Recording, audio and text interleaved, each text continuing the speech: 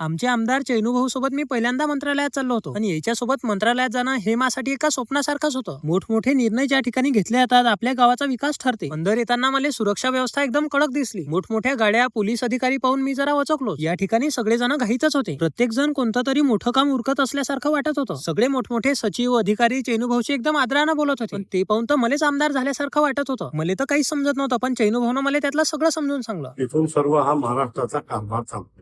आमच्या चैनूभाऊची काही मंत्र्यांसोबत मीटिंग होती. ते चालू असताना मी बाहेरच बसून राहिलो. यश भैया बी त्याच्या कामात एकदम व्यस्त होऊन गेले. चैनूभाऊचा मंत्रालयात रुबाब पाहून मलाच प्राऊड फील झाला. या ठिकाणी ठरेल निर्णयावर आपलं पूर्ण भविष्य अवलंबून असते हे समजलं. आणि अजून एक गोष्ट समजली की आमदार होणं बी एवढं सोपं नसते. काऊन की मी चैनूभाऊले सकाळपासून पाहू राहिलो. कितीतरी अधिकारी, मंत्री, सचिव सगळे सोबत भेटले. सकाळपासून संध्याकाळी आम्हाला मंत्रालयातच झाली. पण तरी चैनूभाऊचे काम काही संपत नव्हते. आणि शेवटी संध्याकाळच्या टाइमला आम्ही मंत्रालयातून बाहेर निघलो. आता खरं सांगू तर मलाच मंत्रालयात एकदम चिडचिड झाली होती. पण चैनूभाऊचे काम चालूच होते. आज मी पहिल्यांदाच मंत्रालयात गेलो, लय गोष्टी शिकून आलो. इथल्या लोकांची धावपळ, मंत्री आमदाराचे कामं, गावाच्या विकासासाठी त्याचे प्रयत्न, हे सगळं पाहून मला समजलं की बदल जर घडवायचा असेल तर आपण बी शिक्षित होऊन अशा ठिकाणी यायलाच पाहिजे. सगळं टपल्यावर मंत्रालयाच्या बाहेर येऊन आपल्या भागाचा विकास करण्यासाठी यशभाऊनं काही पुस्तकं घेतले. तू बी वाचून काढ म्हणत, हे सगळे कामात पडीन. पण मला लागेल होती भूक. यशभाऊले म्हटलं काहीतरी खाया प्यायची सोय करा. आता कॅन्टीन मध्ये आलो, पण हा काही जेवणाचा टाइम नव्हता. मग नाश्ताच बोलावला. नाश्ता करून कॉफी पिऊन यशभाऊन मी संध्याकाळच्या टाइमला येऊन बसलो मरीन ड्राईव्हवर. एक नंबर वातावरण होतं. पुऱ्या दिवसाची थकान तर अटीच मिटून गेली. एवढ्या गोष्टीवर मला फॉलो करून टाका.